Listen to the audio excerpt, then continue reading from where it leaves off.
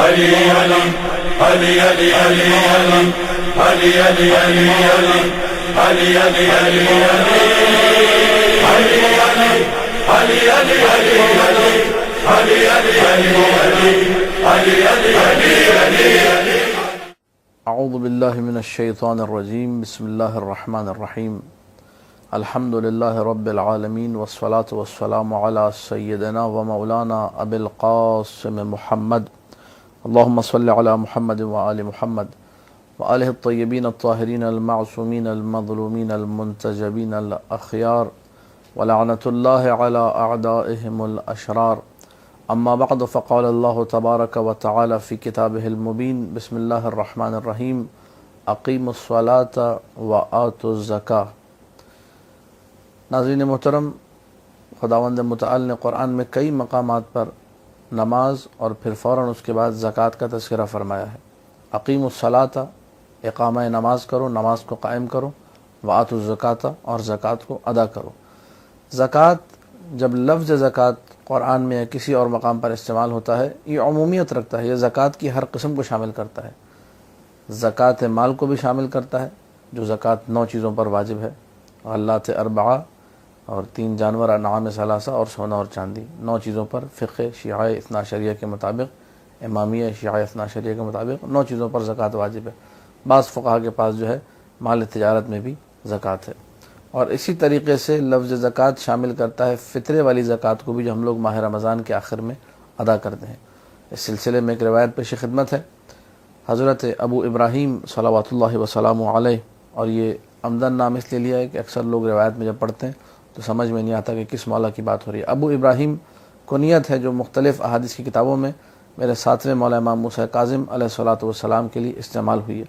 مولا سے پوچھا گیا کہ جو زکوٰۃ فطرہ ہے، احیا مما قال اللہ اقیموا الصلاۃ وآتوا الزکاۃ، کتاب وسائل الشیعہ میں جلد نمبر 4 صفحہ نمبر 222 پر حدیث نمبر 9.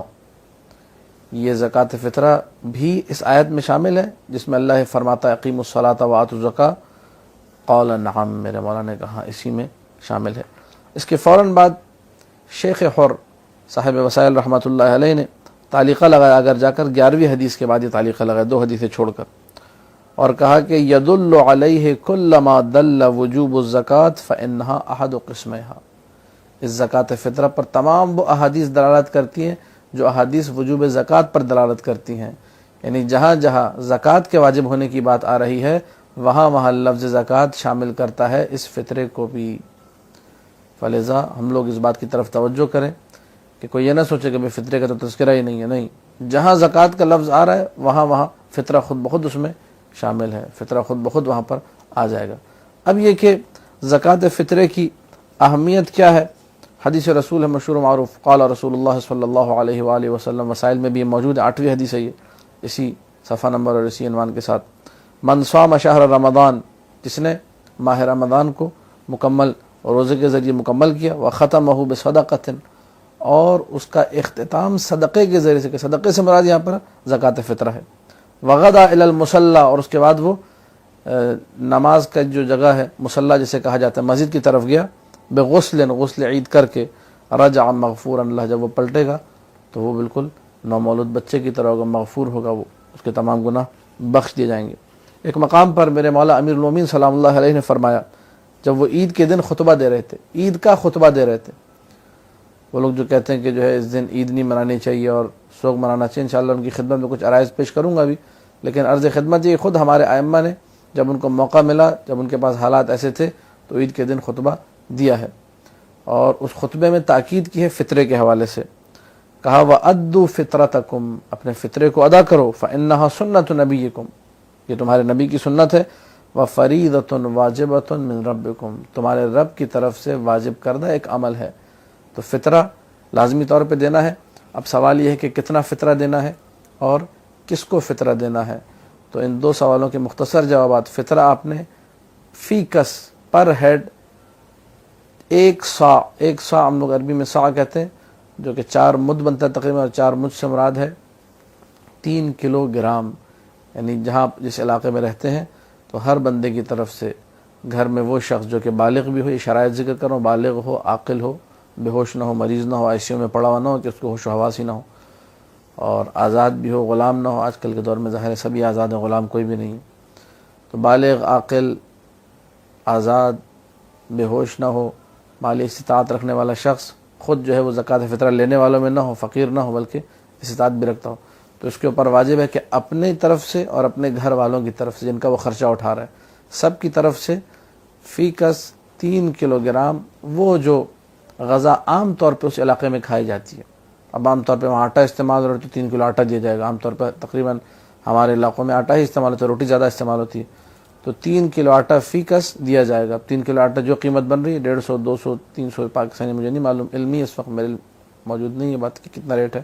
جو بھی ریٹ ہے آپ حساب کیجئے. 3 کلو آپ نے لے جا کر جو ہے کسی ایسے فقیر کو جو کہ شیعہ ہو، ولایت امیر المومنین کو دل میں رکھتا ہو، ہر جو ہے ٹی وی پر اشتہار دینے والے اور ہر پوسٹر والے اور ہر جو ہے نا کمپنی والے کو اور ہر جو ہے نا جگہ پر آپ یہ زکوٰۃ فطرہ جمع نہیں کرا سکتے. جس کے دل میں ولایت امیر المومنین ہو اس کو لے جا کے دینا ہے.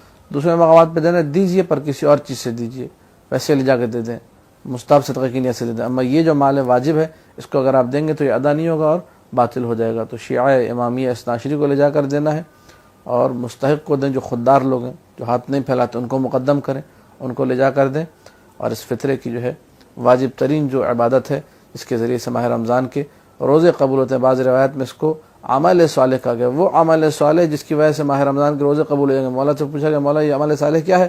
کہا فطرہ. فطرہ ادا کرو گے تمہارا ایسا عمل صالح ہے جس کی وجہ سے ماہ رمضان کا ہر روزہ جو ہے وہ قبول ہو جائے گا. عید فطر جو ہے، جو اگلا عید کا دن آ رہا ہے، اس عید کے دن کو ہم لوگ کوشش کریں کہ خوشی سے منائیں. مستحب ہے، روایت میں ذکر ہے یہ بات کہ عید کے دن کا آغاز تربت سید الشہداء سلام اللہ علیہ، تھوڑی سی آدھی جو دال کا جو دانہ ہوتا ہے اس آدھے دانے کے برابر پانی میں حل کر. تو طریقہ یہ ہے، مفاتیح الجنان میں دعا دی، آپ لوگ دیکھ لیجئے. اس دعا کو پڑھ کے اس پانی کے ذریعے سے جس میں خاک شفا ملی ہوئی ہو دن کا آغاز کریں. دن کا آغاز سید الشہداء سلام اللہ علیہ کی محبت کے ذریعے سے ان کی خاک سے اپنے آپ کو نسبت دے کے کرنا ہے. یہ مستحب عمل ہے. اب یہ کہ انسان کہے کہ نہیں میں آج نماز عید نہیں پڑھوں گا، اور نہ اچھے کپڑے پہنوں گا، میں کالے کپڑے پہنوں گا، میں اور نہ کسی سے ملوں گا، نہ شیر خورما کھاؤں گا، اور نہ جو ہے میں کوئی اور مٹھائی کھاؤں گا، میں نے صرف ماتم کرنا ہے دستار لگانا علم کے نیچے جا کر. تو ان لوگوں کی خدمت میں عرض ہے کہ ہم کیوں ایسے کام کریں جس سے آپ اپنے آپ کو شو کر رہے ہیں. انسان وہ کام کرے جو قربتاً الی اللہ ہو. انسان وہ کام کرے جو معصوم کو راضی کرے. انسان وہ کام کرے جو علماء حقہ سے ماخوذ ہو. کیا ہمارے یہاں سیرت رہی ہے، ہمارے بزرگوں کی سیرت رہی ہے کہ عید کے دن بیٹھ کے سب ماتم کرتے ہوں، اچھے کپڑے نہ پہنتے ہوں؟ ہمارے عید کے دن سیرت رہی کہ خوشیاں مناتے تھے، اچھے کپڑے پہنتے تھے، خوشبو لگاتے تھے ایک دوسرے کو، درود پڑھتے تھے بآواز بلند محمد وعلی محمد پر، امیر المومنین کے فضائل سناتے تھے، قصیدے پڑھتے تھے. وہ کام کریں ہم. آپ علم کے نیچے بیٹھ کر قصیدے پڑھیں، کون روکے گا آپ کو؟ خوشی کا دن ہے، کرنے دو، آج کرو. لیکن یہ کہ جو دن خوشی کا دن اس دن آپ بولیں نہیں میں غم مناؤں گا. اب یہ جو سلسلہ چل پڑا ہے کہ جی مولا علی کا 10واں بن رہا ہے، 21 ماہ رمضان حساب کرتے ہیں، 10واں 11واں جو بھی دن بنتا ہے کہتے ہیں جناب زینب سلام اللہ علیہ کی پہلی عید تھی اور وہ جو ہے نا یتیم تھی اور وغیرہ وغیرہ سارے مقدمات طے کرنے کے بعد نتیجہ ہے کہ ہم نے عید نہیں منانی. اگر اس طرح حساب کرنا شروع کریں گے تو معاملات بہت بگڑ جائیں گے. آپ کو پھر سارا سال غم منانا ہوگا، کوئی خوشی نہیں. میرے وقت کے امام زمانہ صلوات اللہ وسلام علیہ اپنے بابا سے بہت محبت کرتے ہیں. کئی دفعہ میدان عرفات میں، مکہ میں، مدینہ میں لوگوں کو پیسے دیے ہیں. واقعات کتب میں تحریر ہے، تاکہ دیکھیے العبقری الحسن شیخ علی اکبر نہاوندی کی، النجم الثاقب مرزا حسین نوری تبرسی کی، ان لوگوں نے کیا لکھا ہے. 200 ریال دیے، 200 درہم دیے. شفتگان مہدی کبھی کتاب چھپی جمکران سے 3 جلدوں پر، قاضی احمد زاہدی کی کتاب میں واقع موجود ہے. 200 ریال دیے، سعودی کہا کہ میرے بابا کی طرف سے ایک طواف انجام دو، جا کے ایک زیارت انجام دو میرے بابا کی طرف سے. بابا سے بہت محبت کرتے ہیں. بابا کی شہادت سے اگلے دن، ابھی سوئم نہیں ہوا ہے، ہم لوگ 9 ربیع الاول کو عید مناتے نہیں مناتے؟ آل محمد صلی اللہ علیہ وسلم نے عید، خود امام حسن عسکری علیہ السلام نے عید منائی نہیں منائی 9 ربیع الاول کی؟ اور آپ ان کی شہادت کے بعد آ کے عید مناتے نہیں مناتے اگلے ہی دن؟ یہ اب اس کا کیا جواب دیں گے؟ نہیں منانے چاہیے پھر تو اس کانسیپٹ کے مطابق کہ 10 دن بعد جب 10واں منایا جا رہا ہے تو سرکار کے والد گرامی جو سرکار کو بے حد عزیز ہے، سرکار کو ہر وہ شخص عزیز ہے، سرکار امام زمانہ کو، جو ان کی والد یا والدہ کے لیے کوئی بھی کام انجام دیتا ہے، ان کی طرف سے زیارت کرتا ہے سید الشہداء کی، ان کی طرف سے نیابتاً طواف کرتا ہے، ان کی طرف سے قرآن ہدیہ کرتا ہے پڑھ کے. جو بھی کام کرے وہ شخص امام زمانہ کو پیارا ہے. اب آپ کہیں امام زمانہ کہ چونکہ والد کی شہادت کا دن ہے 8 ربیع الاول، اگلے دن جو ہے میں تاج پوش امام زمانہ نہیں مناؤں گا، میں تو ماتم کا دستہ لگاؤں گا. ایک دن تو گزرا ہے ابھی تو آج تو پہلا دن ہے جو امام زمانہ کی غم کا دن ہے. امام زمانہ سر پیٹ رہیں گے، رو رہیں گے اپنا. یہ باتیں کریں گے تو پھر اس کے بعد آپ حساب کرتے جائیں. 13 رجب کو بیٹھ کے ماتمی دستہ نکالیے، 15 شعبان کو بیٹھ کے ماتمی دستہ نکالے، سب کریں کام. پھر کوئی بیوی جناب زہرا سلام اللہ علیہا کا چہلم پڑھ رہا ہے، کسی میں جو ہے کوئی 13واں پڑھ رہا ہے، کوئی 12واں پڑھ رہا ہے، کوئی 25ویں پڑھ رہی ہے، کوئی نہ کوئی تاریخ چہلم سے پہلے کی پڑھ رہی ہے. کیا کریں گے ہم لوگ؟ سارا سال غم منائیں گے. اب میں آخر میں تاکہ مسئلے کا جو ہے وہ حق ادا ہو جائے اور کوئی یہ نہ کہے کہ گفتگو تشنا رہ گئی اور اس مطلب کو ذکر نہیں کیا، ایک مطلب جو بہت ضروری اور بہت اہم مطلب ہے کہ بعض روایت یہ کوٹ کی جاتی ہیں کہ جی کتنے منٹ ہوگا بیٹا؟ 9 منٹ ہوگا. وقت بھی جو ہے اب کم ہے کہ کلپ ہے، کلپ جتنا شارٹ کلپ ہو تو وہ اچھا رہتا ہے، لوگ زیادہ استفادہ کر پاتے. لیکن بہرحال اس بات کو مکمل کرنے والوں 3-4 منٹ اس میں زیادہ کیوں نہ ہو جائیں. کچھ جملے ہیں معصومین سلام اللہ علیہم کے جملے، اس امام کے جملے، اس میرے چوتھے مولا کے جملے ہیں جو 35 سال بعض روایت کے مطابق، بعض روایت میں ہے 40 سال اپنے بابا کے غم میں روتے رہے. انہوں نے اس دن کے بارے میں کیا کہا؟ عید فطر کے بارے میں. واستقبال هذا العید الشریف المشہور. سید ابن طاؤس نے اقبال الاعمال میں ان جملوں کو نقل کیا. عید کا لفظ استعمال کیا عید فطر کے لیے، عید شریف، عید مشہور. بارک لنا فی استقبال شہرنا هذا. بار اللہ مبارک قرار دے، یہ جو مہینہ آ رہا ہے مہینہ شوال، اس کو مبارک قرار دے. یہ نہیں کہا کہ اس مہینے میں ماتم کریں گے اور کوئی مبارکباد وغیرہ نہیں، مبارک قرار دے. وفقنا فی هذا اليوم العظیم الشریف لطاعتک. اپنی اطاعت کے لیے ہمیں کامیاب قرار دیں. آپ اللہ کی اطاعت کیسے کرتے ہیں؟ آل محمد کی اطاعت کر کے ان کی بات مانیے. انہوں نے جن کو منایا آپ قصیدے پڑھیں، آپ امیر المومنین کے فضائل کا تذکرہ کریں، آپ خوشی منائیں، آپ جشن رکھ دیں کوئی. ٹھیک ہے.